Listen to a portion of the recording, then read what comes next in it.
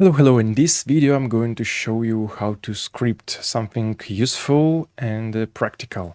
And I thought about the idea what I could do for you in these terms of just practicing best practice in scripting. And I decided that numbers is the one of the best choice to introduce you the way how you can create some interesting practical script on your side.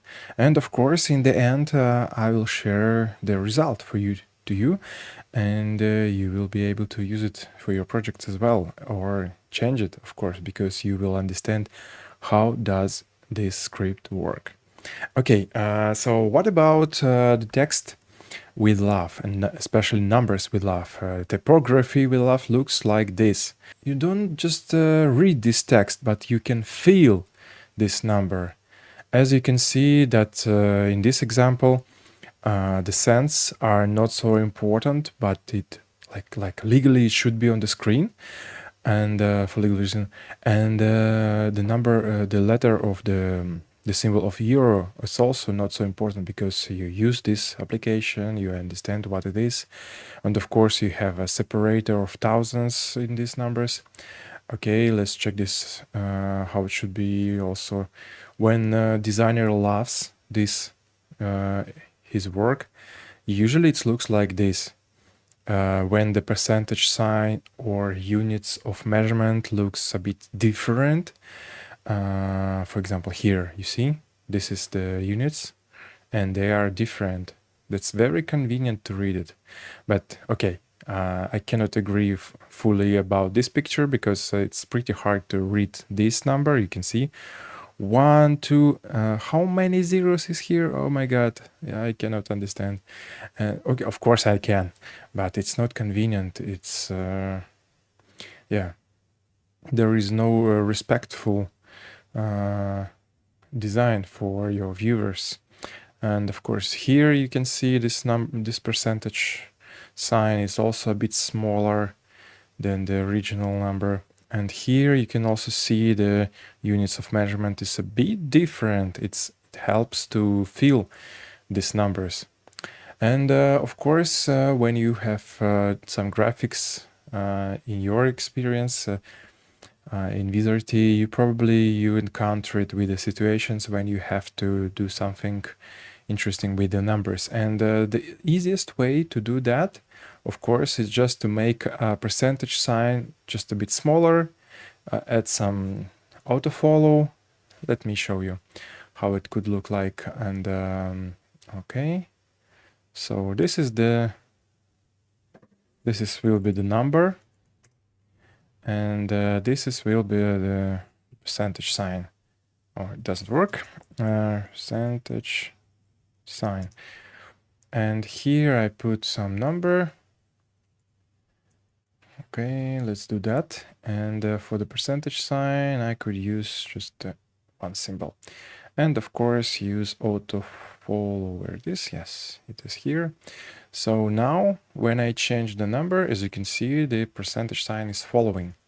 This is the minimum what you can do, because now we have two separate containers for the number and for the sign.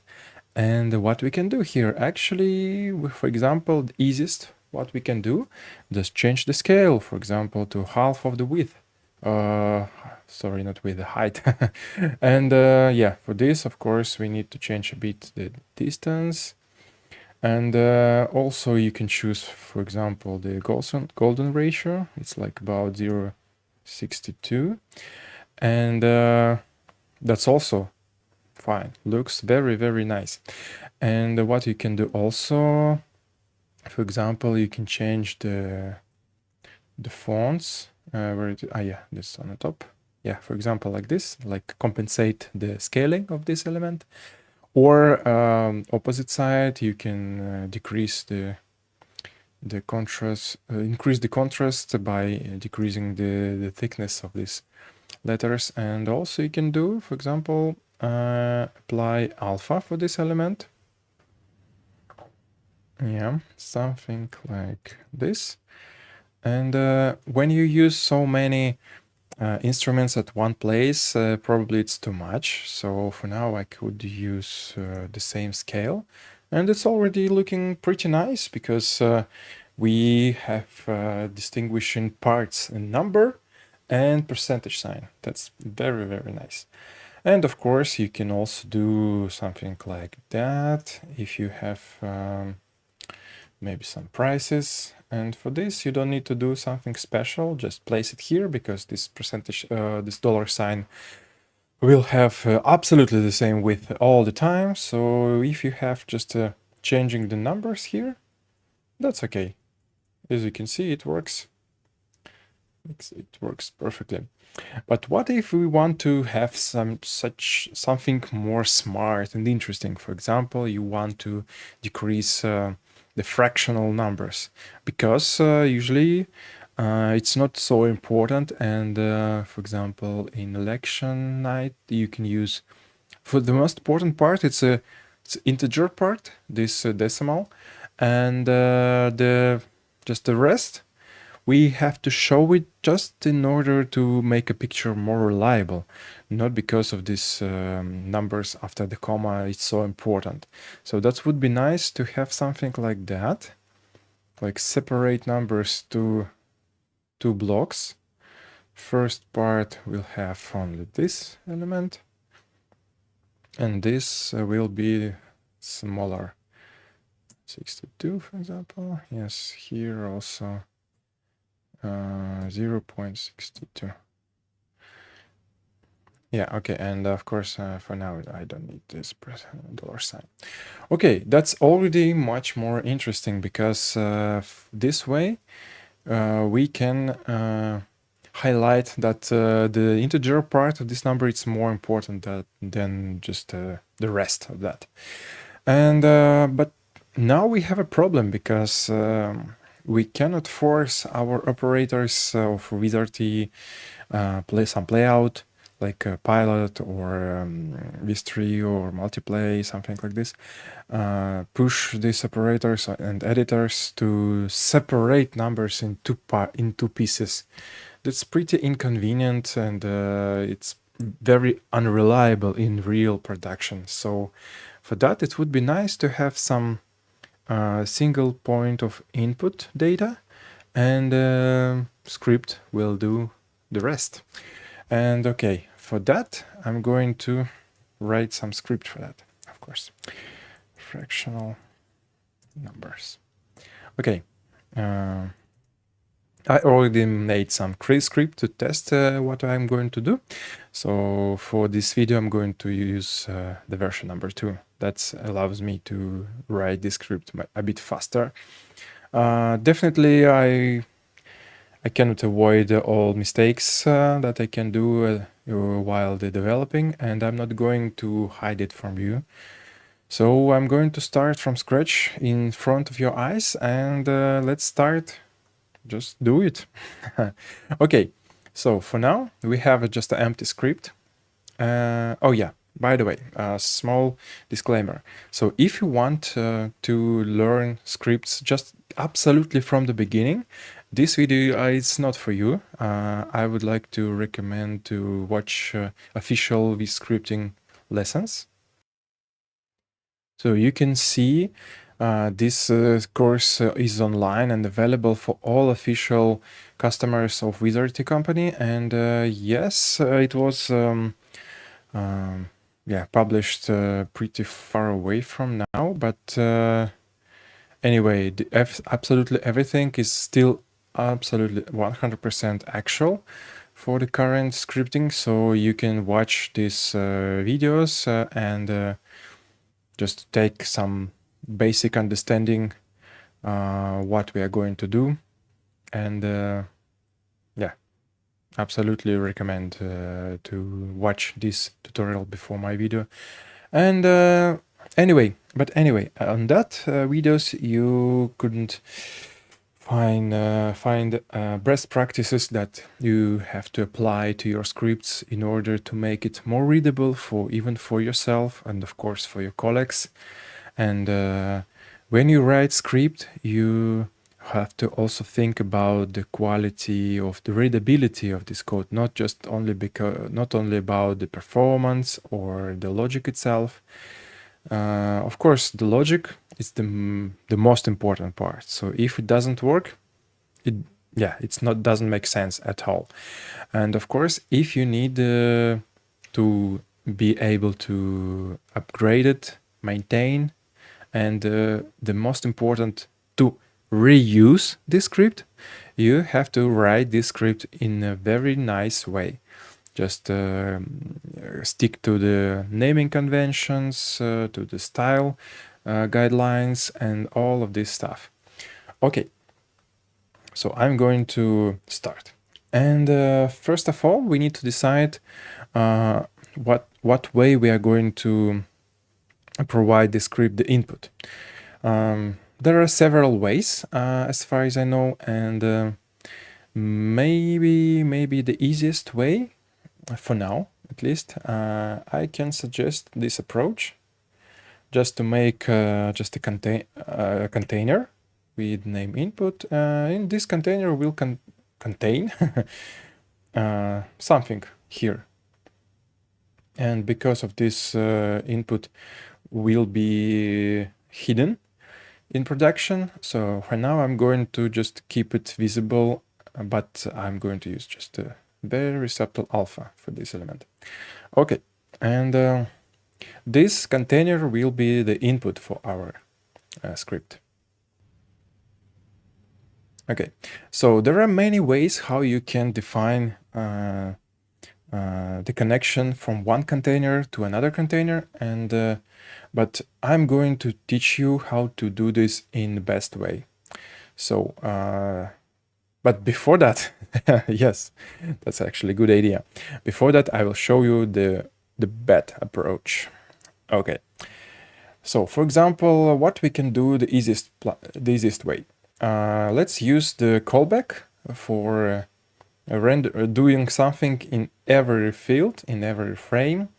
And here we can, for example, define input as a scene,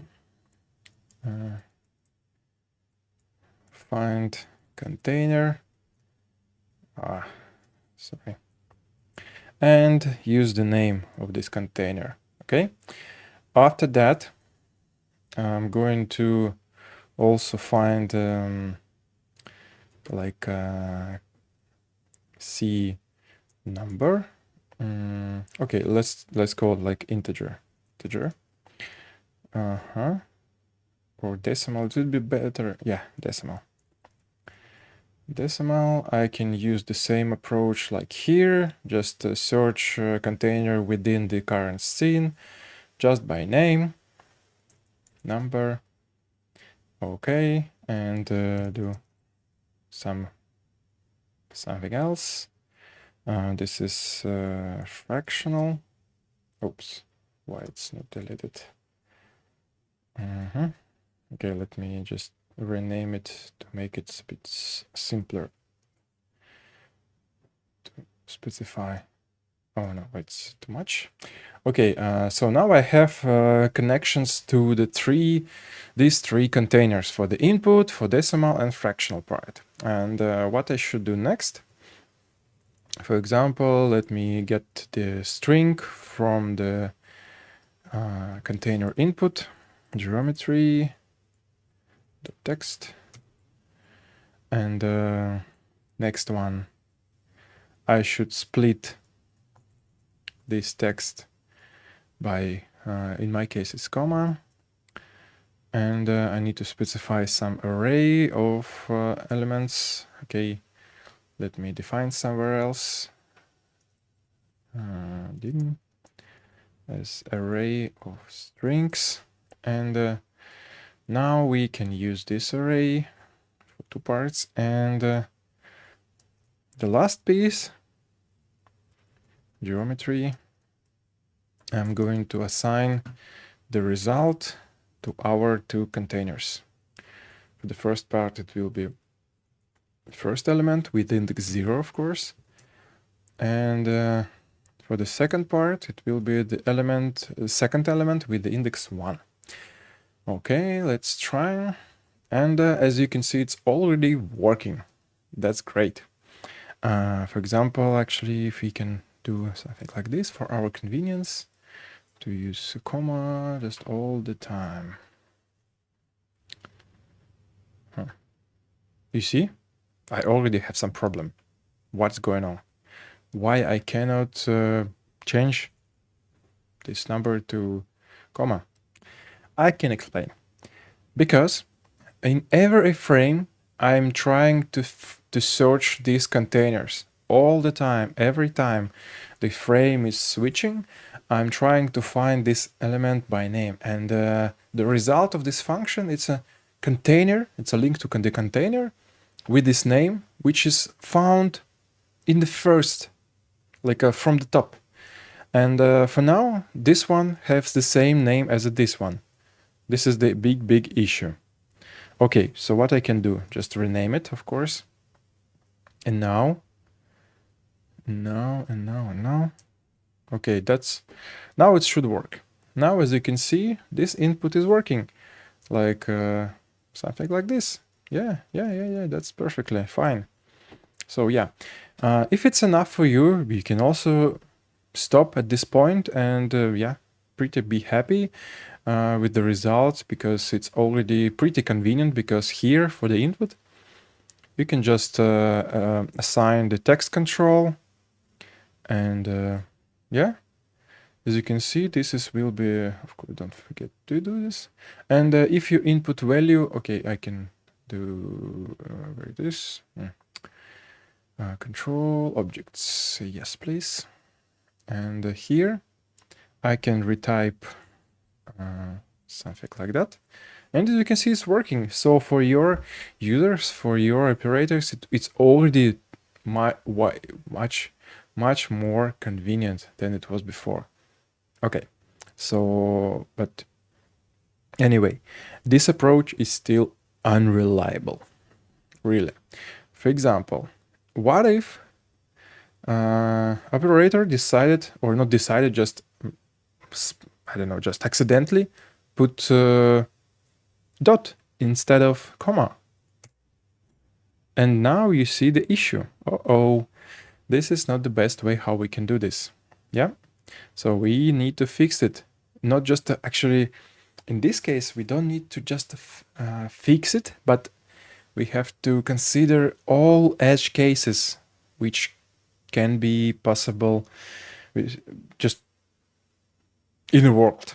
Like, for example, this number can be just empty. And why it looks like this? Well, of course, in this case, you can use, for example, hide on empty. Where it is? Yeah. Oh yeah, I need to combine them. And hide on empty, for example, can have the same ID. And now, you see, when I have some number,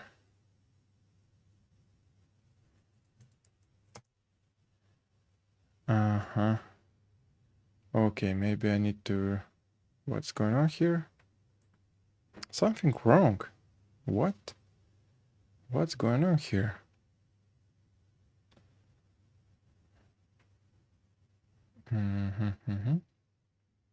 Input. That's weird. Why I don't have the result? So here, okay, I don't have here anything. So the value doesn't work somehow. Okay. So this is the problem. Oh yes, finally. That's probably the issue with the control plugin itself. Okay. So for now it looks better, because no value and nothing, no garbage on the screen. But what if and it's, yeah, I met it so many times when operator see in his or her like monitor or whatever he or she checking the data, sometimes the data becoming integer. In for example, I don't know, like 12. Because, yeah, you have to keep in mind that you have to place these zeros manually. But what if the operator just forget about it, and you will get this picture on the screen. It's also not the best solution. It's also one of the edge cases you have to consider. Okay. And what is this? Why 0 is empty? It's not a proper way to do this, because I would like to show the 0 for sometimes. Yeah, that's crazy. It shouldn't be like this. Yeah, I don't like it. Again, a period or comma. Yeah, you cannot just keep in mind which exactly the symbol should be here, especially if operators forget what is the current, for example, language layout on your computer, especially for the non-English countries. Yeah, here is a lot of issues with this. Okay, let's get back to our scripts, and let's think about what we can do to optimize it. And I would like to start from optimizing this part, because every time in every field, in every frame, we are redoing research these elements. Of course, it doesn't matter for now, because the performance is already, it's pretty nice, and there is no reason to optimize even this approach. But it's always better to do this. Just to move it outside of an exact per field. And as you can see, it's still working. But now the piece, the fraction of the scripts is a bit smaller than it was before, because yeah, searching for the containers, yeah, it's not so fast operation, and especially by name, especially within the whole scene, especially if you have just a huge scene, and it's not efficient. And I would like to change the approach how we can link our containers to this.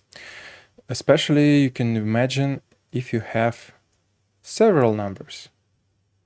You easily can imagine that you have, for example, bars or pie infographics, or maybe ticker with the election result simultaneously for several candidates, and it's very yeah, not handy. I mean, searching by the name. It's very unofficial, because all the time, all these two elements will search only the first entrance, this name in the scene from the top. So the logic is broken. So it's not the way how it should be. So always, and my first advice to you, always, whenever you need to make a link to another container, always try to be as relative as possible. So in this case, how we can specify the C input? For example, if you have like a inner convention to have the input element as just a previous container, you can use it. So you can rely on this. Okay, let me increase a bit. So now, instead of that, I'm going to use the link for the current container, and from the current container, get the previous container. Oops. Yeah. And it will work. I'll show you. Yeah, it's working. But now, when you make a copy of that, the link will always be relative. I will show you a bit later when we change this approach as well. So for now, I'm going to find container not within the whole scene, but only within this specific container. I'm also going to use this, and now I need to search for subcontainer. You probably ask me where I found these functions, but it's pretty easy. You can go here. Yeah, this new approach. And yeah, just click show documentation, and you will see in container block. So you can see here many very convenient elements. For example, next container, previous container. Yeah, unfortunately the instructions here is pretty weak. Yeah, I still don't like it, but anyway, in general this documentation is pretty nice one. And for about what about the searching subcontainers? As you can see, you can find subcontainer within this subtree part. So okay, so this should work, and now it's time to test. Yes, it's still working. And now if we make a copy, as you see, we have made a copy. And now if I change this input, it won't work, of course, because we just copied and script is still working with the previous links. We need just to restart, and now it's working. And now it's working relatively. So now we don't have any frozen connection. So now it's more reliable, and now it's actually reusable, and you can make this element for your collection of smart elements and use it across your projects. It's much better approach. Okay, let's get back to our script.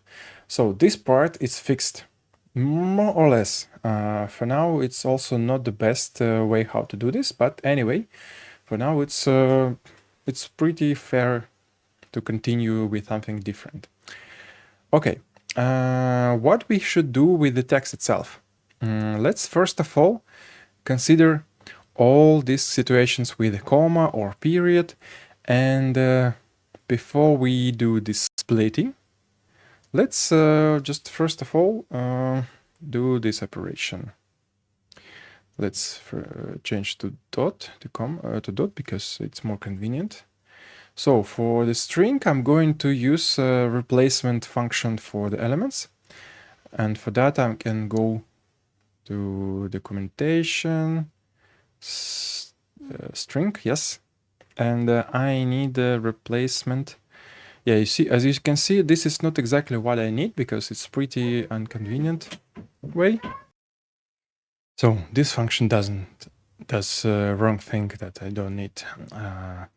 Exactly what I need is running by function substitute, and I'm going to use it. For as you can see, the first argument is regex, and then the thing that I need to have in the string, the result string, and the global means that do you want to replace all the interests, cases of this regex in the string, or just only the first one.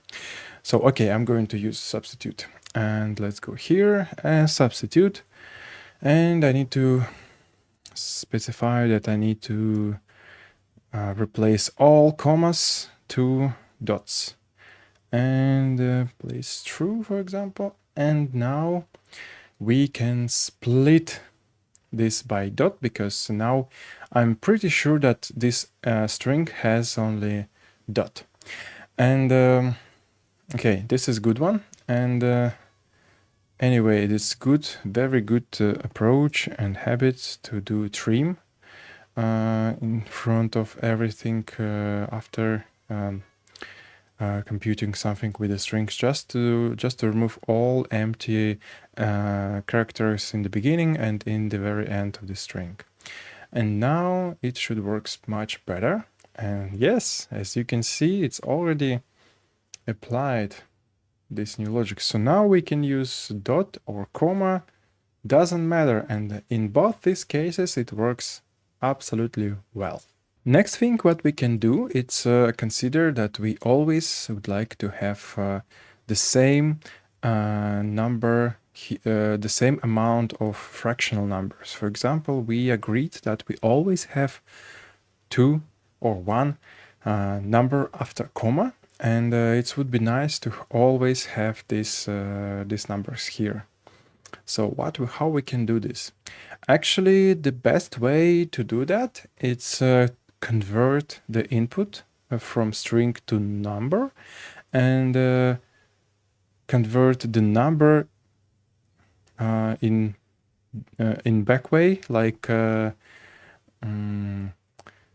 Because let me explain why it should be like that. Because when we are splitting the text, this is just a very primitive parsing the text. We are not considering the meaning of this text. It's just the letters. It's not numbers actually. But when I need to be sure that we have only, for example, two characters after comma, I have to be sure that I consider it the input exactly as a number, not as a text. Because what I should do if the text will be like this. So how it should be? How should I understand that we need to put 2 zeros in the fractional part? Yeah. Of course, we can do some logic for that, but you know, there is the better way how to do this. Okay. So before I do split, I'm going to convert. And okay, let me first of all to define this variable only once, a string. And now, yes, we are doing it only.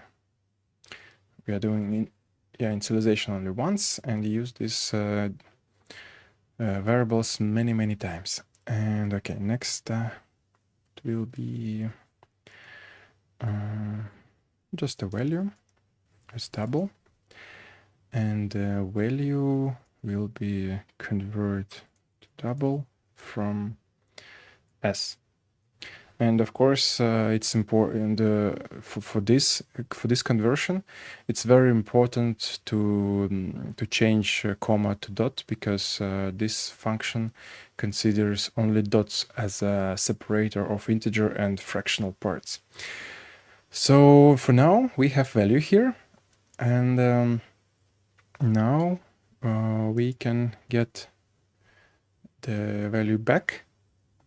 And for this, from the number from double to string, we have a special function. And let's go and check double to string. Oops, double to string. Yes. As you can see, you can choose the precision of this conversion. It's very convenient function. Just please remember that it exists. And now I can use it like that. And now I can specify the amount of the precision of this value. So now I will have always two characters after comma. Let's check this out. And yes, it's working. And let's test only one interesting thing. For example, let's do 1, 2. That's fine. But what if I place number 9 in the end? And as you can see, it's automatically, absolutely rounding to the nearest number. So this approach is more reliable because if operator decided to copy paste numbers from, I don't know, for example, from website, and on the website you have 3 numbers after comma, this will be automatically converted in the format you need. And at this point, it's a good moment to introduce the interface of scripts to make this functionality more flexible and useful for you, even for yourself in the future, in order to control how many letters after comma you want to have. Because for one project, it's fine to have only 2 or only 1. For something, can be fine with the 2. And it would be nice to be able to control amount of these fractional numbers. And for this, of course, we need to go callback and add the very first callback on init parameters. And here we can define a parameter. You can find it here in the global procedures. And here you see the big list of parameters. that you can define here. In our case, we need the integer. Where it is? Yes, this one. Usually I work like this. I'm just copying this part, go to the script and paste. This is a more convenient way to do this because I don't need to remember which argument means what. And I'm just replacing and inserting the value what I need. So here will be precision, and for the label, okay, default value, let's have a 2, minimum can be 0, maximum there is no limits, so in this case I'm preferring to type very specific number just to be like, or make it obvious that there is no limits, something like this. I don't care about the maximum, just put some very huge amount. Okay, and now we can stop and compile, and now we have this parameter. But how can we use this parameter? It's very easy actually. Instead of this number 2, we need to use this number. How we can get it? Let's go to documentation and just search this block of functions, calls like get parameter something. In my case, I need a get parameter integer, and I can use this get parameter integer with the name of the parameter. And now it's done, really. So now we can control this. As you can see, it's working. It's absolutely working very nice. And now these scripts became more flexible and you can reuse it in many places. That's very nice. Let's consider one more kind of edge case. For example, if we have precision 0 and we would like to have just a number, just an integer number without comma or dot. And for this case, it would be nice to have link to this container as well. And for that, I'm going to do just copy. Okay. Okay. And what I need to do, according this precision, I need to define is this comma visible or not. Let's do this in the end. For example, let me first of all show you the primitive and not efficient way how to do this, but it could be more readable for beginners. For example, if parameter precision more than 0, then something else, something else, and if. Okay, so this is true part and this is false part. Okay, so here I'm going to enable active true, and for this I'm going to use false. Yep. Okay, looks nice. And as you can notice that it's pretty weird because this, and it should work actually. Yeah, before I go to the efficient way organize this code, I will show you that this is working. As you can see, yes. So when we have at least one precision value or more, then we have comma. If 0, we are hiding it. Okay, and now as you can see, we are first of all we do one of the greatest sin of programming. You're repeating yourself. It's not allowed, really. No, of course, wherever you can avoid repeating, you should do this. And the second thing that you can notice here, that the value true and false are booleans, and they are opposite. It's pretty easy to understand that if we have some boolean value on the right side from the equal sign, we can just use it. As you can notice that here in if statement, here, this is the boolean value actually, really. When we use this sign, means more than, with two parameters on the left side, on the right side. In general, this block creates a Boolean value. So we can just use it, really. We can just use it like this. And that's it. That's it. It is enough because this is the Boolean value. We are checking that the precision more than 0, and if it's more than 0, then it's true. It's true. We are assigning to the active parameter of this container. Okay, let's restart and check it. Oh yeah, script, precision. Yes, now it's working.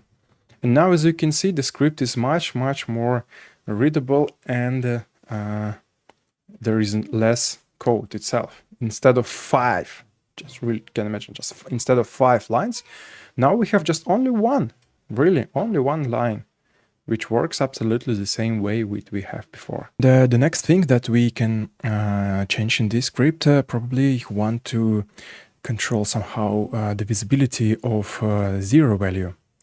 For example, just imagine if we put 0 here, sometimes it's fine to have visible 0.0, and sometimes it's not. So it depends on your task. It could be very nice to be able to control this visibility. For example, in my practice, when I do some election graphics, usually my customers want me to hide these numbers when it's 0, just to be able to present the graphics itself before the election hours are ending. So yeah, sometimes it's very convenient to be able to just hide numbers completely when it's 0, just use it as a marker of that we are just presenting the graphics itself without the real data for now, at least. When they started to compute some, collect votes, and the data became appearing, and at this moment it would be nice to show something. But before that, it would be nice just to present some, maybe a list of candidates, list of the parties without numbers. And for this case, of course, we can do this pretty easily. For example, here we have value as a double value. And of course, here we can just control the visibility of completely this container active equal if the value only more than 0, for example. And now, if I restart, as you can see, yes, now we are hiding all this block when the value itself different, not different, we hide it when the value is 0. So now it's good, but you know, if we are going to make the script as a smart like plugin or like an element that you can reuse in your graphics, it would be nice to place this logic in this interface. So for that, I'm going to register one checkbox. Read this, parameter boolean. Okay, and here I'm going to edit the name hide on 0.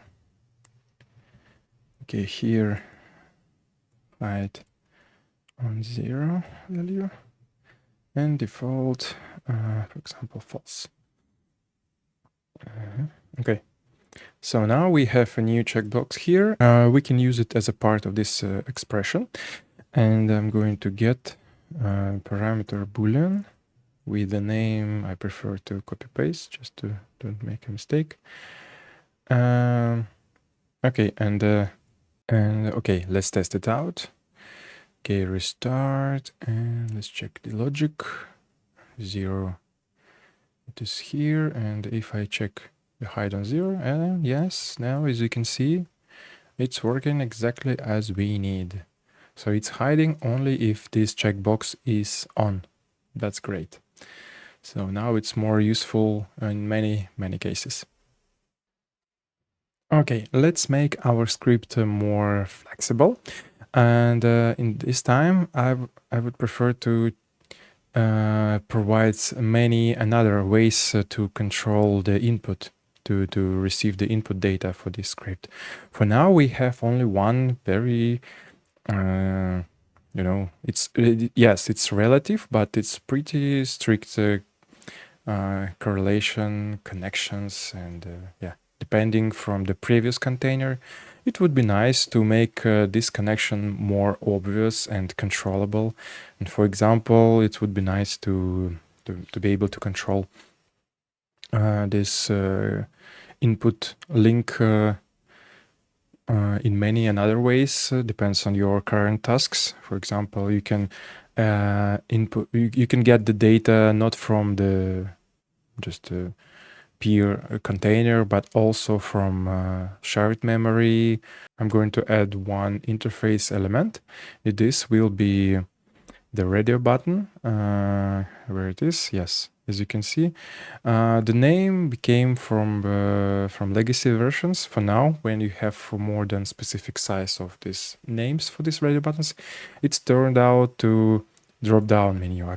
Exactly, that's how it works. So anyway, I'm going to use it, and for this element we need to specify button names as an array of strings. And yeah, it's not so convenient to make it in these scripts. So just in order to make a array for this element, I have to make that thing. And as you can see, I'm just creating an array of strings and push for options here. And to make it more convenient for programming, I have constants where they are just representing dedicated value for these four values. Text input will be 0, number input 1, from text container it's 2, and shared memory variable it's 3. So now this block will provide me correct and a very convenient developer experience. So for that, I'm going to copy this block, register this radar button, and let's name it as an input mode. Input mode. Okay, and this will be input. Okay, maybe call it like input from. Default can be, for example, let's use blah blah blah, maybe this one.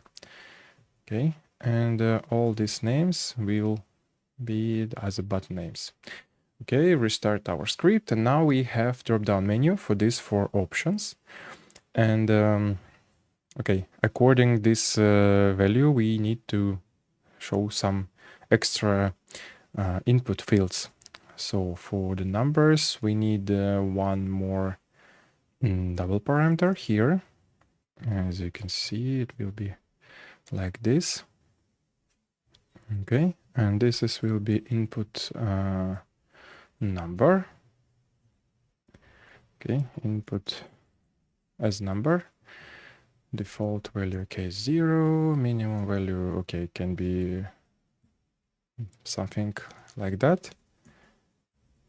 Okay, now as you can see, this is visible, and it will be nice also to specify that this parameter, it depends on this parameter. And for that, I use a special symbol. Okay, I took it from the DOS, MS-DOS, how to say, like a character set. But anyway, it's very convenient to make this letter, this character here. It represents this value like as dependent value from something on the top. That's very visually convenient to see what is this, how it depends from something previous. Okay, but now I need to control visibility of this parameter according this value and according this value button. And for this, I'm going to use the callback. It calls like on GUI status. Okay, I'm going to use it here and okay, edit. So here I'm going to use one interesting function, and where it is, I will show you. And this function, it's in charge of showing and hiding this element. And as you can see, this the first parameter is the name of the parameter, and the second is integer number. And I already can tell you that state can have just only 0 or 1 non-zero value. Okay, so I'm going to insert it here, and for the input number, I'm going to change the visibility according the value of this parameter. So, but just don't forget, the value should be as an integer. So, okay, let's start from the logic. What I'm going to insert here, it's a get parameter int. Yeah, because the radio buttons provide us integer value, and compare it to the number. And of course, this won't work. As you can see, this is invalid. So I need to convert this Boolean value to integer value. So let's wrap it up by parentheses and convert it to convert integer. And now it will work. Yes, now as you can see, when I change something else, the input number is disappeared. So for all these values, invisible, but only for number input, it's working. Okay, and let's do the same thing for string input. That also can be useful. String, not the text. Text, it means multi-line text. String, it's only for one line. Okay, do the same stuff. Oh, okay. Rename the ID string. Oops.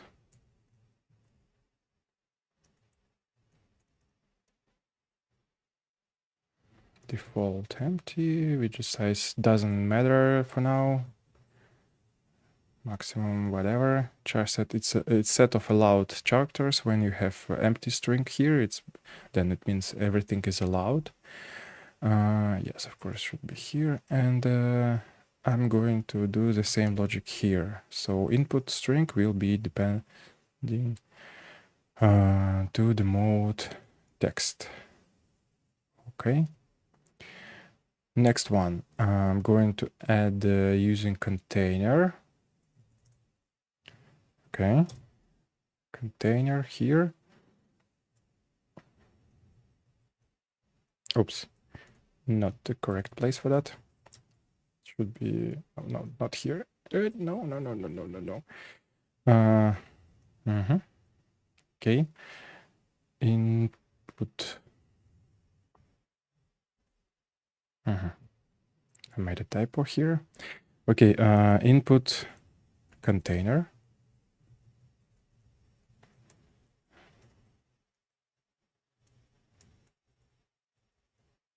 That's correct. And yeah, of course, I need to repeat the same for this logic. Input container should be visible only when we have source mode as a container, of course. And the last thing that I'm going to add here, this will be, this shared memory variable name input shm. Okay, and let's do the same thing for this parameter. This will be visible only when the mode is equal to shm variable. And now it's good. Let's test it. For the text input, I have the text input, number input, container, yes, welcome. And shm system variable is also here. But also I would like to add some extra parameter. For example, this is container for just for the linking to the specific container. But if you need to make it as relative as we did just recently, let's add one more option here. Let's call it exactly previous container. Here I'm going to add also one more option, mode like previous container, and yeah, that's it. And as you can see, I've changed these things only here as a setup, and I didn't change this logic because I'm not working with the numbers directly. I'm working with the named constants. So that's why I didn't change here anything. So now it should be fine. I've just added this new parameter. And as you can see, I can choose previous container, and that's it. It's enough. It should work exactly as it should.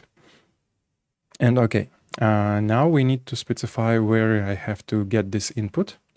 And for this, let's make a function for that. And I call it as a function get input as what the value I need to get. Okay, it could be as a string for now, like universal thing, and function. Okay, and now I need to behave differently according these values. So for that, I'm going to use the constructor. It calls as a, let me show you, select case. Yes, it looks like this. I can just copy it here. Now, as you can see, it looks like this. And parameter which I'm going to check should be this parameter, value of this drop-down list.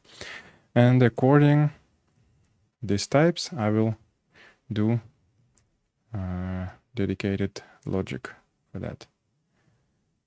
And the previous container also, don't forget. Okay, and the last thing, it will be, yes, this approach. Okay, so for all these possible options, we can prepare our own logic. And now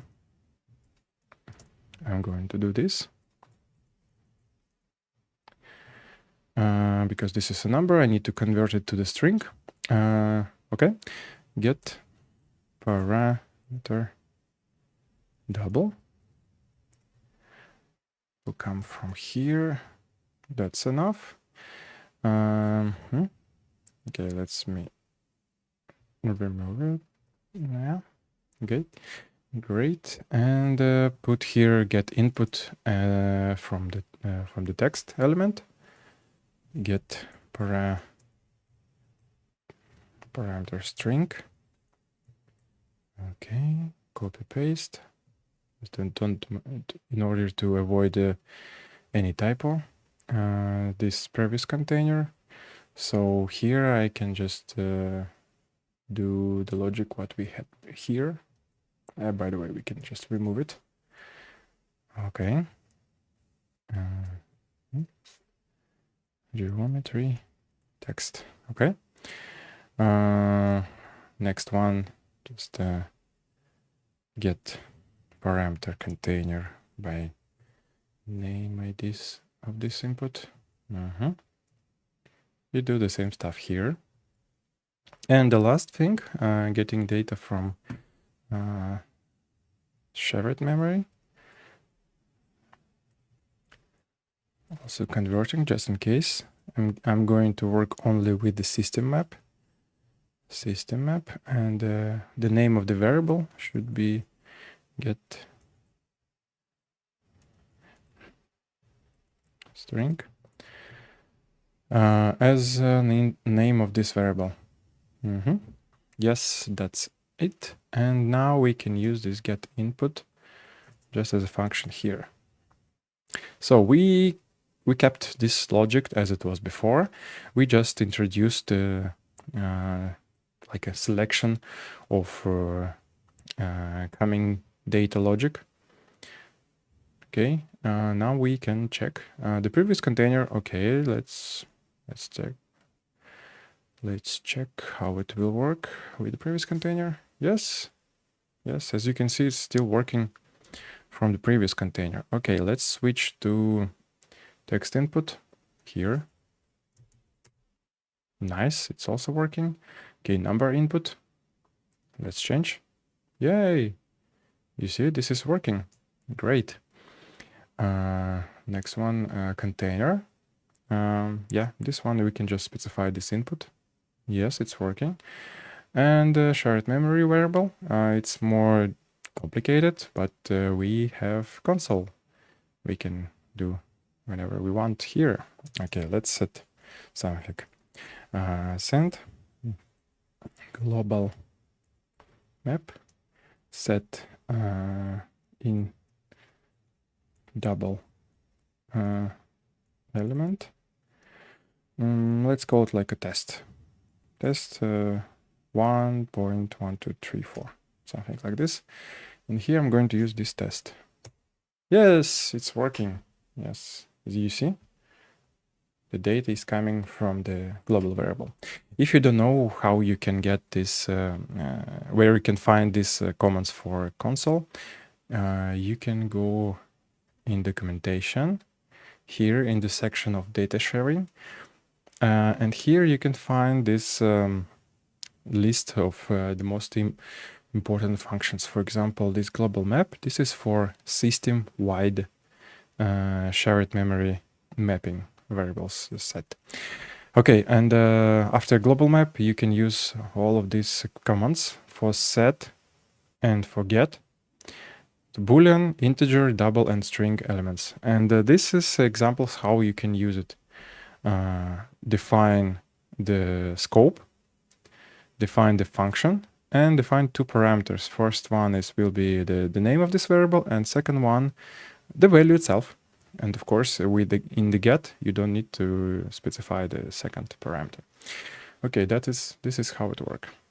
Okay, this is great. Now our script is much more flexible, and now you can control it in more sophisticated way and use it in more projects in your work. Next idea, just imagine if you need to highlight something that has changeable value like plus or minus, and for this case you always have to show minus or plus in front of the number.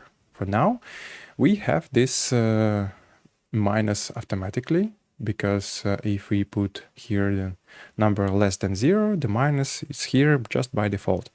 But when we have positive number, it doesn't work. Okay, so for that, I'm going to add one more element here. This will be the sign. And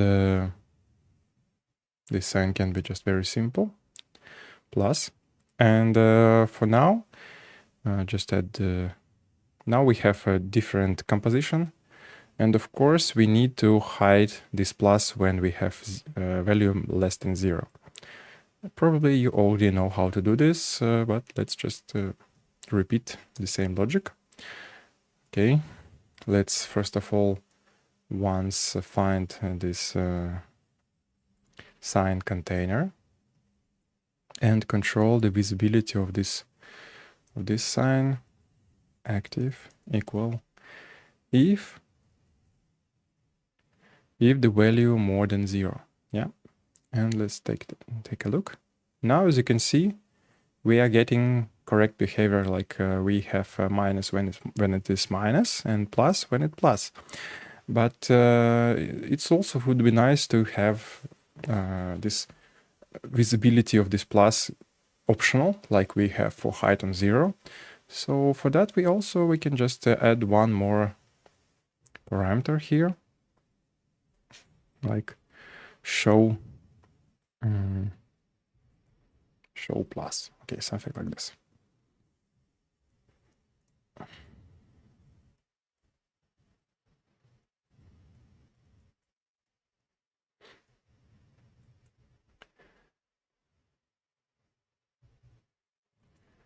Okay. So now this is just a checkbox, which allows you to control this element. And here I'm going to also to add this thing. Will be much more easier to understand. So the plus should be visible only when these two values are true. So if the checkbox is true and at the same time the value also is more than 0. Okay, let's restart the script. And now, as you can see, now we can control the visibility of this sign. And you can ask me, what about alignment? What if we want to align it on the right side? This can be solved pretty easy. And for now, we need just a justifier plugin. Use it for the x-axis with the right value. And that's it. Now, as you can see, I'm changing the value and everything is aligned correctly. You see? Absolutely fine. Of course, we can use also for the center parameter.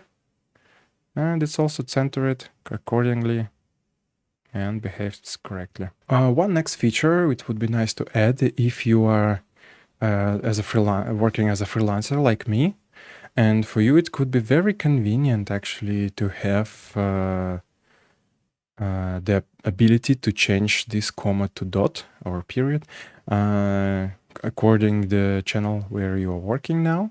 So for that, I'm going to add the same approach as we have for input from. We are going to have just a ready button with two values. Of course, I know that we can use for that checkbox because we have just the two values like a true or false, but it's more convenient to have it in more readable way. It's very convenient even for yourself in the future. So please do this. Okay, for ready buttons, and okay, after the precision, I'm going to use this thing. Instead of that, comma should be here, delimiter characters, delimiter, and okay, delimiter, oops. Okay, nice. And that's pretty obvious that this delimiter should be visible only when precision is more than 0, because with the precision 0, you don't have delimiter. And for that, I need to represent this dependency here and do the same thing here for the visibility. I'm going to control delimiter according this precision more than 0. Okay, now it should work.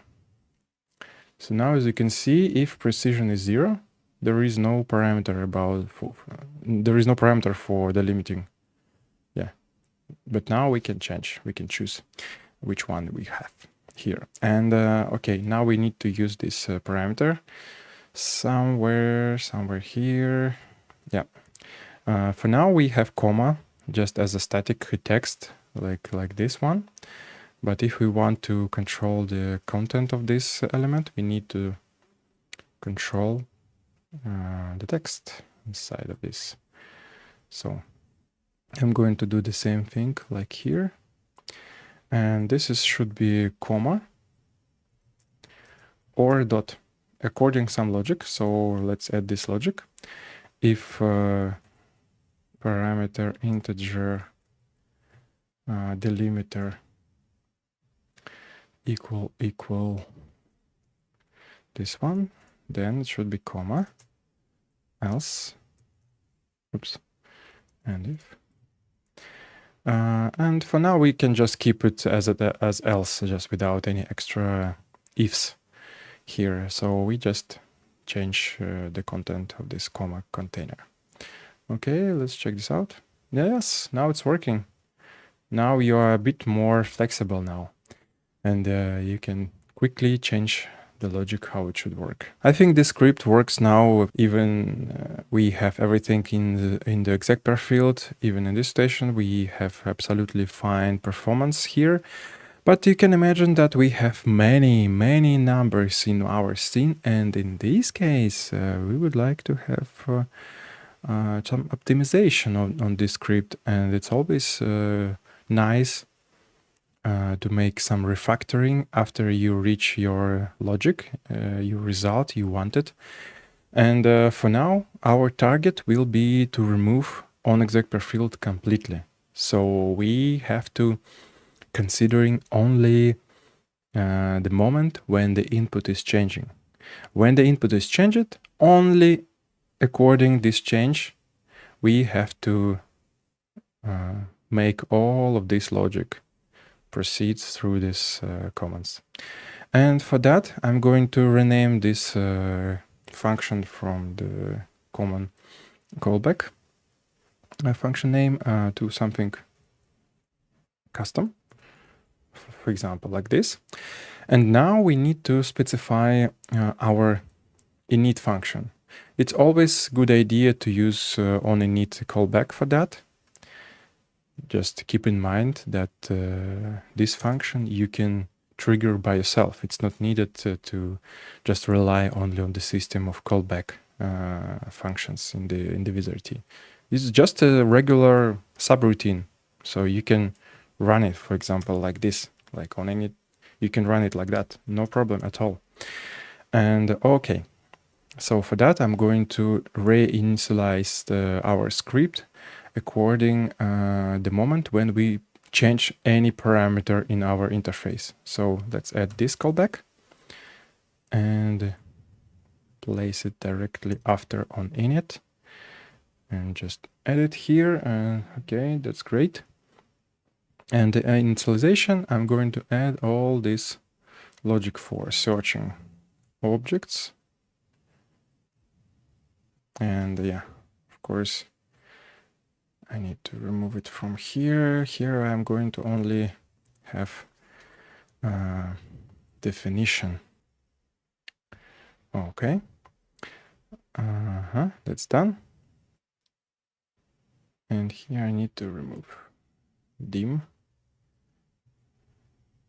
Okay. Imagine that this onInit will work all the time when we change the interface. For example, we can switch from previous container to shared memory, and for that we need to like kind of reset our subscribing for the changes, because we are going to have subscribing for text changing in containers, for changing in the values here, for changing global variables. For all of these three approaches, we have to use three different code.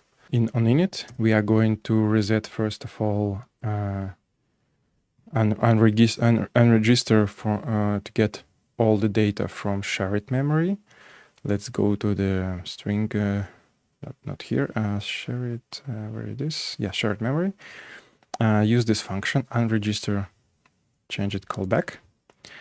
And I'm going to use for system map, and this function, I'm going to use the just empty string. Empty string means that I'm going to unsubscribe from changing any variables from all these variables that are existing here. Okay, the next one will be unsubscribing from changing from the elements from the containers from the previous container or from the container here, specified in this field. For both of them, I need to make some logic. Yeah, I can pick it up from here, for this container, and from this container. For both of them, I'm going to unsubscribe. As you can see in container, we have geometry. And for geometry, we have the function unregistered changed callback. Okay. Geometry, unregister, geometry, unregister. If it's already unregistered, nothing will be wrong. Just we are doing it just in case. So now we need to behave. Now we need to register getting the feedback like event triggering from variable or from container when the data is changing. And for that, of course, I need to behave according this input mode. Or maybe I can just use this block. Just copy paste here, but we are going to remove these two. And yes, that's fine. So now we have 3 options. This is the easiest one. Let's do this. System map. Here we need to use the name. No. We need to register for the changing. Where's the shared memory here? Now, where it is? Yes. Register changed callback. Changed callback. We need to use the name of the variable. Will be the name of the variable, what we need to watch. Okay, and here I'm going to register for previous container and for the specified container. For this case, we need to go to the geometry, and where it is? Yes, here. And now we need to choose in two of them, between two of them. You see, this is registering of changed callback, and this is for text changed. We need to choose between them, and the text is correct one, because this is only about the changing the geometry itself. For example, you have different geometry objects in your graphic hub, and you can change this geometry for the container. And it's not exactly what we need. We need to watch the moment when the text is changing. Okay, geometry, and we're just registering our needs. Okay, that's good.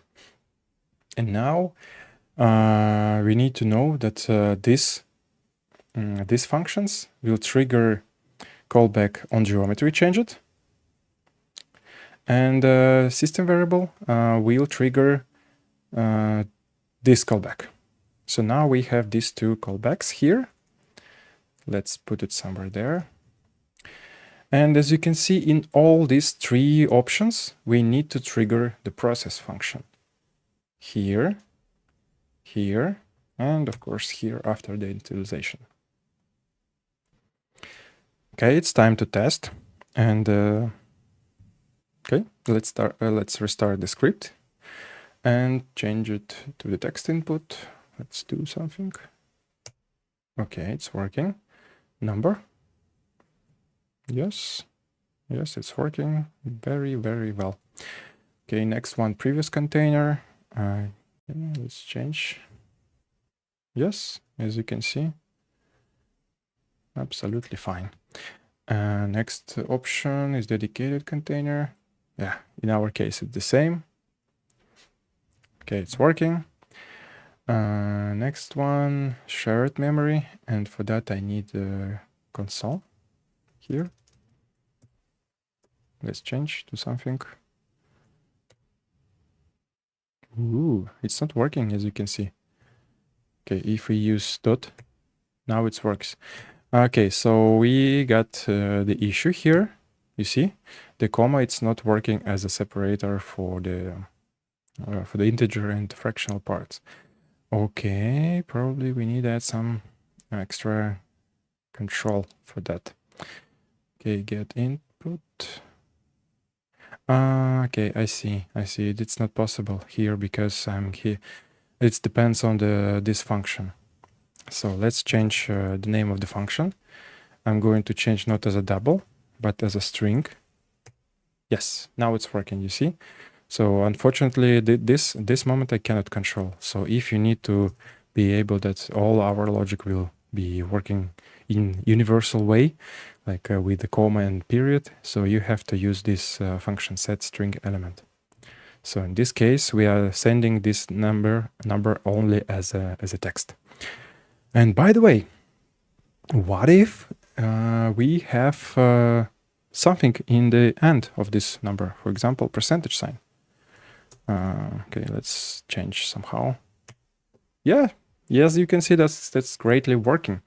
But what if we have the number before the number? Okay, let's change also somehow. Uh-oh.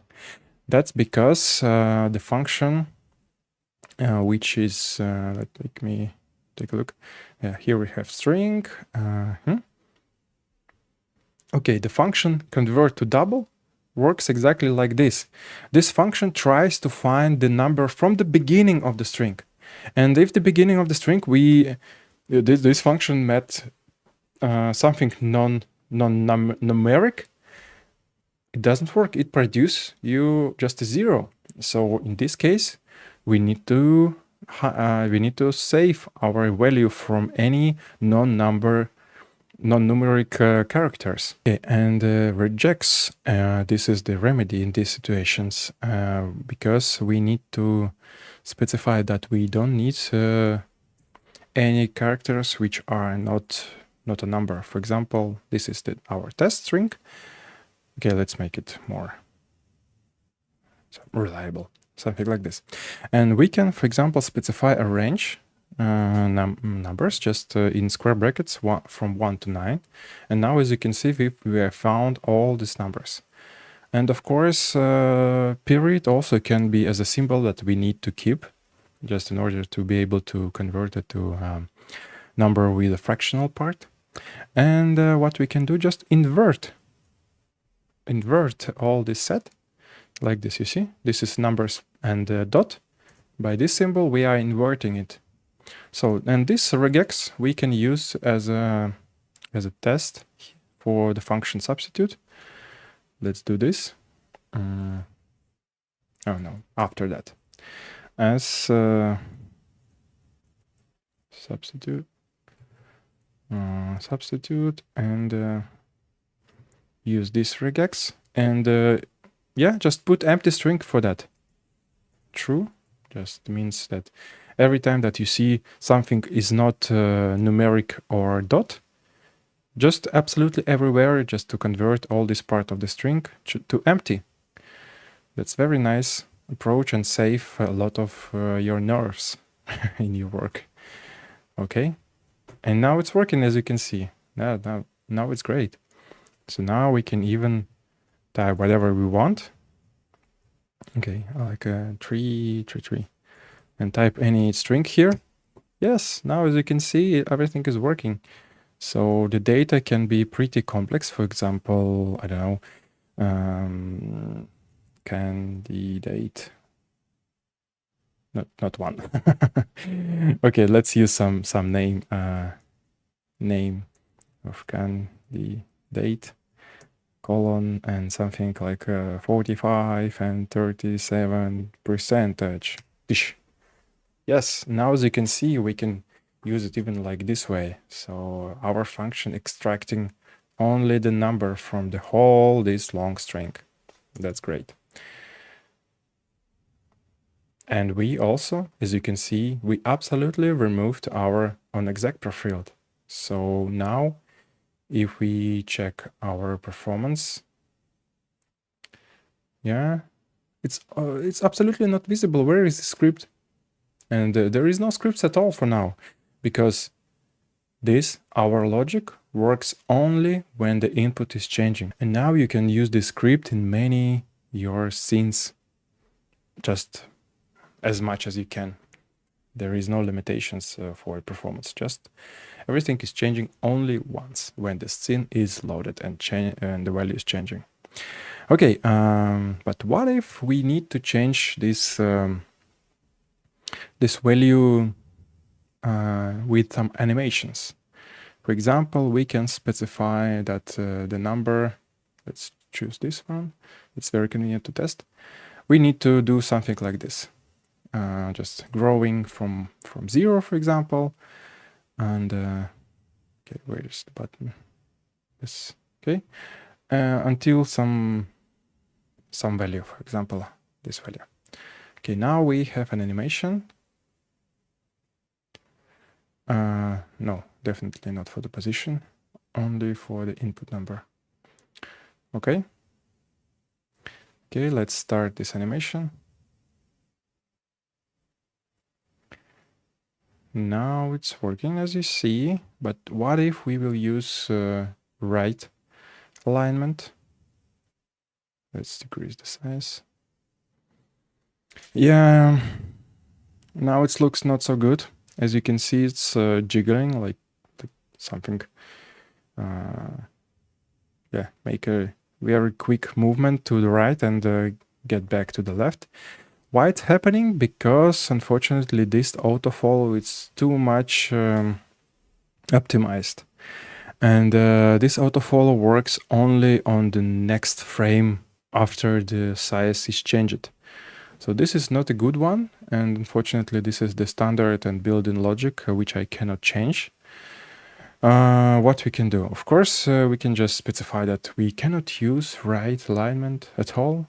Only you can use left one. But even for the left, you can see something is jerking. And yeah, it's not a good solution. And for that, of course, I have to just redefine the logic how we change the position of this element. Okay, so for that, we need to remove all our auto following and define the position only by manual. Okay, this time I'm going to skip this part because I'm already prepared this logic for you. Let me hide it.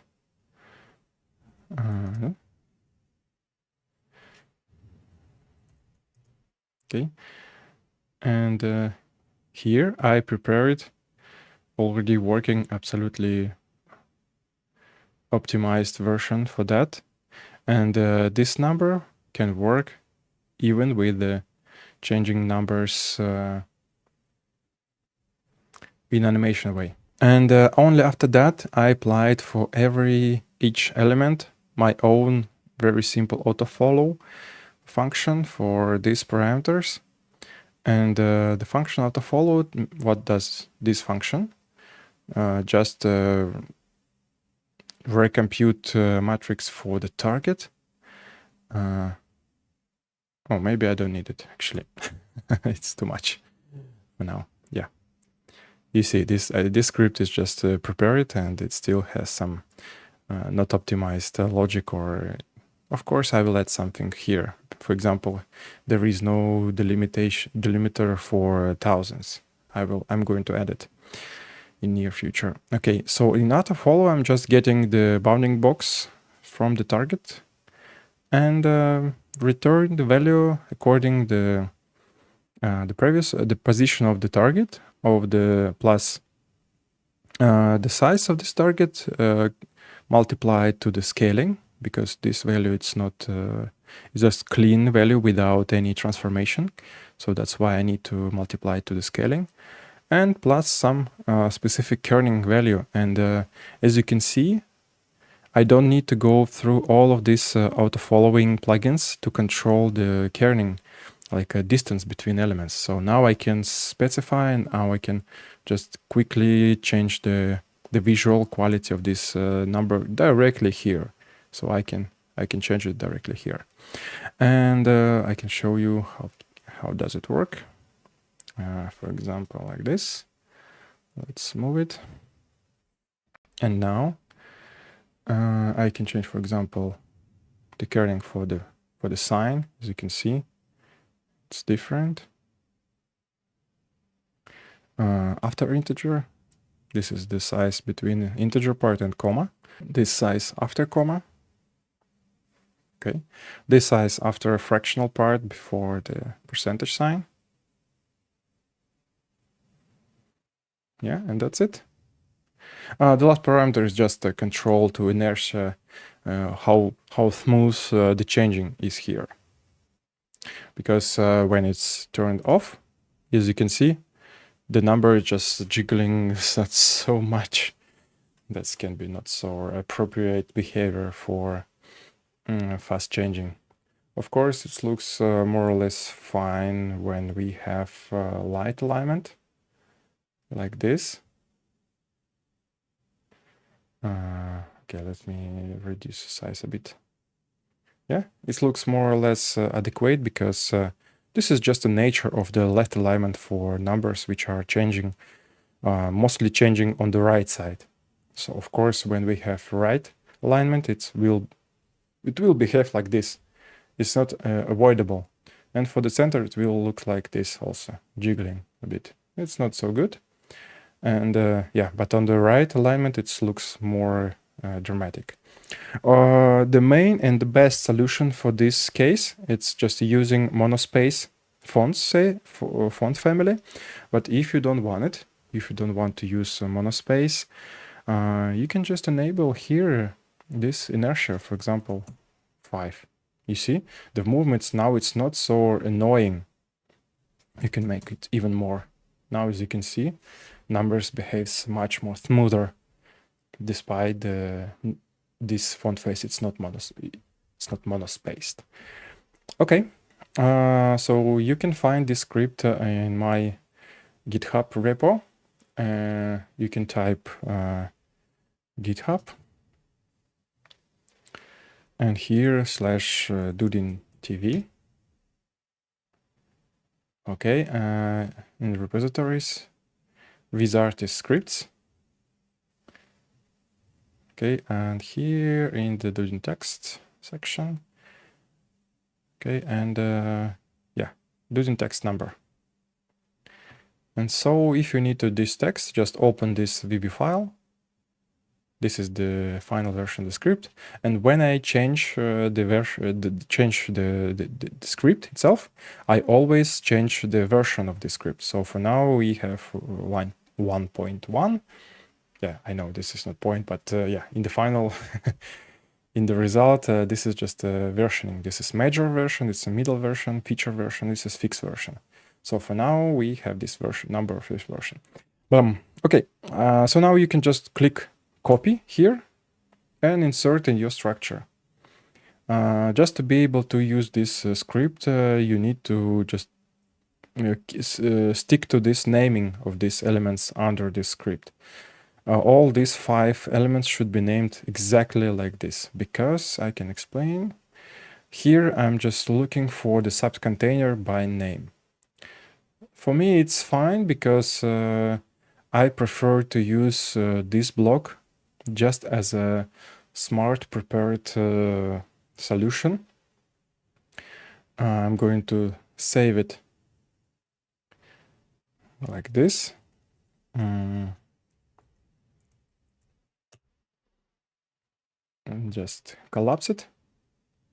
Go here and where it is.